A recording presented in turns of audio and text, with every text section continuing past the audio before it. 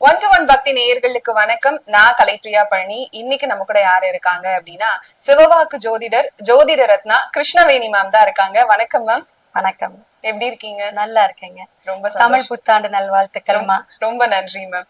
பொதுவாவே வருடம் பொருந்தாலும் சரி, மாதம் பொருந்தாலும் சரி, எல்லா மக்களோட மனநிலையும் நம்ம ராசிக்கு எப்படிதான் இருக்கும், அதை தெரிஞ்சுக்கணுமே அப்படிங்கிற ஒரு ஆர்வம் அவங்களுக்குள்ள இருக்கும். ஏன்னா பெரும்பாலும் ஜோதிடர்கள் சொல்றதை கேட்டு நிறைய பேரோட வாழ்க்கையில பல விதமான மாற்றங்கள் இங்க நடந்திருக்கு அப்படிங்கிறதுனால அந்த நம்பிக்கை மக்களுக்கு ஆட்டோமேட்டிக்கா வந்துருது இல்லையா? சோ இந்த புத்தாண்டு, அதுவும் தமிழ் புத்தாண்டு வரப்போகுது. இந்த தமிழ் புத்தாண்டு ஒவ்வொரு ராசிகளுக்கும் எப்படி இருக்கு அப்படின்னு சொல்லிட்டு சொல்லுங்க மேம். அனைவருக்கும் நல்வாழ்த்துக்கள், புத்தாண்டு தமிழ் நல்வாழ்த்துக்கள். அதாவது 60 தமிழ் புத்தாண்டுங்கிறது இருக்குங்க. 60 வருடங்கள் இருக்கு. அதுல பராபவ வருடம் அப்படிங்கிறது ஒரு சிறப்பான ஒரு விஷயம். அவமானம், கெட்ட பேரு, சின்ன சின்ன இந்த போர்க்களம், பராபவ அப்படின்னா ஒரு பரபரக்கக்கூடிய அமைப்புல இந்த அரசியல் சார்ந்து ஆன்மீக துறையிலையும் சில பிரச்சனைகள் எல்லாம் ஏற்படுத்தக்கூடிய வருடமாக இந்த வருடம் நிறைய பஞ்சாங்கத்துல நமக்கு தகவல் கொடுத்திருக்காங்க. பிரபஞ்சத்துல பாத்தீங்கன்னா இந்த பஞ்சபூத தத்துவத்துல நீர், நிலம், காற்று அப்படிங்கறதுலயும் சில விஷயங்கள், இடர்பாடுகள், பூகம்பம் அல்லது நீர் சம்பந்தமான பிரச்சனைகள்லாம் வரும். அழிவை கொஞ்சம் சந்திக்கக்கூடிய அமைப்பு உண்டு அப்படிங்கிறதும் ரொம்ப ரொம்ப நம்ம கொஞ்சம் கவனமாக இருக்கக்கூடிய ஆண்டாக இருக்கு.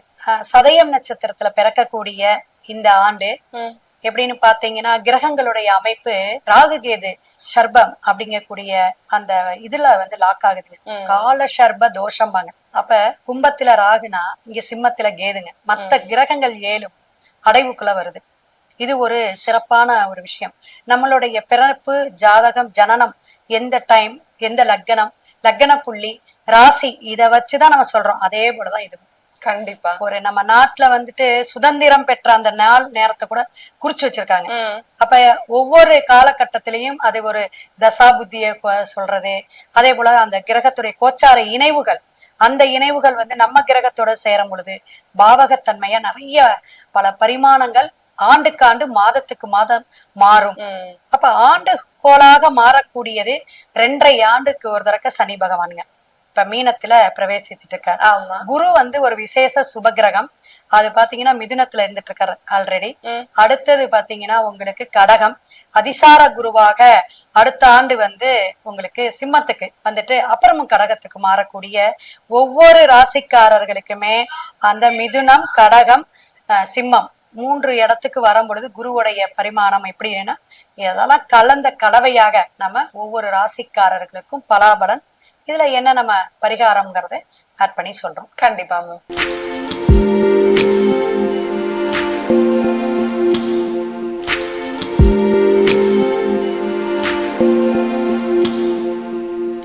அடுத்த ராசியான ரிஷபராசிக்காரர்களுக்கு இந்த தமிழ் புத்தாண்டு என்ன மாதிரியான பலன்களை கொடுக்கும்? ரிஷபராசிக்காரங்களுக்கு ஃபர்ஸ்ட் வாழ்த்துக்களை சொல்லலாம். ரொம்ப சிறப்பான ஒரு அமைப்பு, ஒரு லக்கியா ஆக போகுது. இவங்களுக்கு எப்படின்னா திடீர் அதிர்ஷ்ட வரவெல்லாம் வரப்போகுது அப்படின்னு சொல்லலாம். ஏன்னா ரிஷபத்துக்கு 11ஆம் இடத்துல ஒரு 3 கிரகங்கள் இருக்குங்க. அது சனி பகவான் நல்ல தொழில் விருத்திய ஃபர்ஸ்ட் கொடுத்துருவார். வருமானம் இல்லாதங்க, வேலைக்கே போக முடியல, இன்டர்வியூ அதாவது படியேறி ஏறி இறங்கி எனக்கு ஆமா அப்படிங்கிற ஓஞ்சு போயிட்டேன் அப்படிங்கிறவங்களுக்குலாம் கண்டிப்பா சக்சஸ். ஃபர்ஸ்ட் ஜாப் கிடைச்சிடும். இந்த நமக்கு சித்திரையிலே உங்களுக்கு ஏப்ரல் 15க்கு மேல உங்களுக்கு நல்லா இருக்கும் அப்படின்னே நம்ம கணக்கு எடுத்து வச்சுக்கலாம். பாபா கவுண்டிங் ஆரம்பம் அப்படிங்கிற மாதிரி. அப்புறம் 2ஆம் இடத்துல குரு குழந்தை பாக்கியம், தனவரவு, இந்த பாக்கியா வச்சிருப்பாங்க, நிறைய பணம் வரலங்க, லாக் ஆயிடுச்சு, அங்க இங்க லாக் ஆயிடுச்சு, கடன் கொடுத்த இடத்துல வரல. அப்ப கொடுக்கல் வாங்கல்ல பணம் தனம் வரக்கூடிய அமைப்புக்கு ரிஷபம் ரொம்ப ரொம்ப சப்போர்ட் பண்ணக்கூடிய அமைப்பு. அடுத்தது குரு உங்களுக்கு கடகத்துக்கு போகும் பொழுதும் நல்லாதான் இருக்கும். உங்களுடைய முயற்சிக்கு இந்த விளையாட்டுத்துறை, கலைத்துறையில இருக்கிறவங்க, தனியா ஏதாவது ஒரு ஆக்டிவிட்டி பண்ணிட்டு இருக்கிறவங்களுக்கு எல்லாம் டாப் மோஸ்ட் வரக்கூடிய அமைப்பு உண்டுங்க. ரிஷபம் நல்ல விஷயங்கள்லாம் சாதிக்கக்கூடிய அமைப்புல ஒரு 85% இந்த தமிழ் புத்தாண்டுங்க அவனுக்கு ஒரு நல் வரவுனே சொல்லலாம். கண்டிப்பா. படிக்கிற மாணவர்களுக்கு எப்படி இருக்கு? சிறப்புங்க. இப்பயே நல்ல மார்க் வாங்குவாங்க. மருத்துவத்துறை என்ன நீங்க சப்ஜெக்ட் என்ன சிலபஸ் எடுக்கணும், ஃபர்ஸ்ட் குரூப், செகண்ட் குரூப் எல்லாம் இருக்குல்ல, அதுக்கு தகுந்தாப்புல எதிர்பார்த்த கல்லூரி, எதிர்பார்த்த படிப்பு வரும். பரவாயில்ல, நான் 2 மார்க் விட்டுட்டேன்னு நினைச்சேமா, அதுல கூட மார்க் எனக்கு சரியா கிடைச்சிருச்சு அப்படிங்கிற ஒரு நல்ல. என்னதான் இருந்தாலும் நம்மளுடைய தசா புத்தி என்ன நட்சத்திர சாரம் வாங்கி நடக்குதோ அதுதான் மைனஸ கொடுக்குமே ஒழிய, மத்தபடி இந்த கோச்சார கிரகங்கள் வந்து ஒரு பிளஸ் தானே ஒழிய மைனஸ் கொடுக்கறதுக்கான வாய்ப்புகள் இல்லைங்க. கண்டிப்பா மேம். இப்ப நீங்க ஏற்கனவே வேலையை பத்தி சொன்னீங்க, மாணவர்களை பத்தி சொன்னீங்க. குடும்பம் எப்படி இருக்கும்? குடும்பம் நல்ல ஒற்றுமையா இருக்கும். அதாவது வேலைக்காக, உத்தியோகத்துக்காக வெளிநாடு வெளியூர் போயிருக்கோம். இப்ப வந்து அந்த ஒற்றுமையை கொடுக்கும். இங்கே எனக்கு ஜாப் கிடைச்சிருச்சு, பக்கத்திலேயே கிடைச்சிருச்சு. கோயம்புத்தூர்ல இருக்கோம், ஹைதராபாத்ல இருந்தாங்க, கோயம்புத்தூர்ல இருக்காங்கன்னா சரி எனக்கு இங்கே நல்ல கம்பெனி கிடைச்சிருச்சுமா, அதே ஸ்கேல் அதே ஒரு சேலரிக்கு கிடைச்சிருச்சுன்னு அந்த குடும்பத்தோட சேர்ந்து வாழக்கூடிய அமைப்பு இந்த ஆண்டு வந்து ரிஷபத்துக்கு உண்டு. கண்டிப்பா மேம். அதே போல திருமண பாக்கியம், குழந்தை பாக்கியம் எப்படி இருக்கு? திருமணத்திற்கான அமைப்பு அப்படின்னு பாத்தீங்கன்னா 7ஆம் பாவகம் ஒண்ணு சொல்லுவோம். 2வது விஷயம் என்னன்னா சுக்கிரன் செவ்வாய் இதெல்லாம். இப்ப சுக்கிரன் செவ்வாய் வந்து உங்களுக்கு சூரியனுடைய இதுலயும் இருக்காரு, அதே போல அஸ்தமனம் கூட சொல்லலாம். அடுத்த விஷயம் வந்து செவ்வாய் புதன் சனி சேர்க்கையில அது இருக்கிறதுனால இவங்களுக்கு குரு ஒண்ணு சப்போர்ட் பண்ணிக்கிட்டே இருக்காரு. குரு வந்து சுபகிரகம். அப்ப நல்ல விஷயத்த சொல்லிக்கிட்டே இருக்கும் பொழுது அந்த சுபகாரியங்கள் ஏற்படுத்துறது ஒரு 10ங்கிறது ஒரு 20 பொண்ணு பாக்குற மாதிரி, அப்படி சின்னதா ஒரு அலைச்சலை கொடுக்கறது, அல்லது அவங்க ஏதாவது ஒரு பிரச்சனை சின்ன சின்ன விஷயத்துக்காக வேற பொண்ணை பார்க்கக்கூடிய அமைப்பு, வரன் பார்க்கக்கூடிய அமைப்புலையும் திருமண பொருத்தம் பார்க்கக்கூடிய அமைப்புல மட்டும் சிக்கலை கொடுக்குமே முடியும். ஆனா அமைஞ்சிரும். திருமணம் கஷ்டப்பட்டாலும் அமைஞ்சிரும். திருமணம் வைகாசிக்கு மேலாம் நல்ல சிறப்பாக இருக்கக்கூடிய காலகட்டமாக இருக்கும். அதனால கொஞ்சம் அப்படியே ட்ரை பண்ணிட்டு இருங்க. விடா முயற்சி விஸ்வரூப வெற்றி. வாழ்க வளமுடன். கண்டிப்பா மேம். குழந்தை பாக்கியம் அதே போலதான். அலைச்சல் இருந்தாலும் கண்டிப்பா நீங்க நினைக்கிற கனவு நிறைவேறும் அப்படின்னு சொல்லியிருக்கீங்க. பண வரவு எப்படி இருக்கும்?